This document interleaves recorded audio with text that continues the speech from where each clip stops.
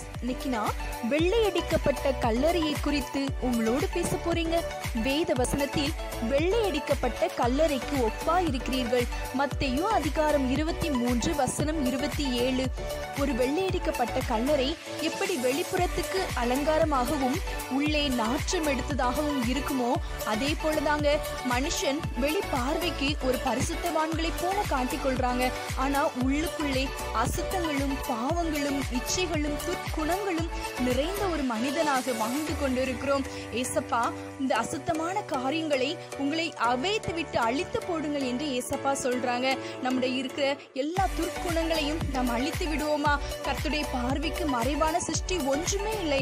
அவர் இருதயங்களையும் ஆராய்ந்து அறிகிற தேவனாய் இருக்கிறார். நம் நினைவுகள் எல்லாம் அறிந்திருக்கிறார். மனுஷன் முகத்தை பார்ப்பான், கர்த்தரோ இருதயத்தை பார்க்கிறார். நம் கர்த்தருக்கு பிரியமானபடி வாழ்வோம். கர்த்தர் தாமே உங்களை ஆசீர்வதிப்பாராக. ஆமென்.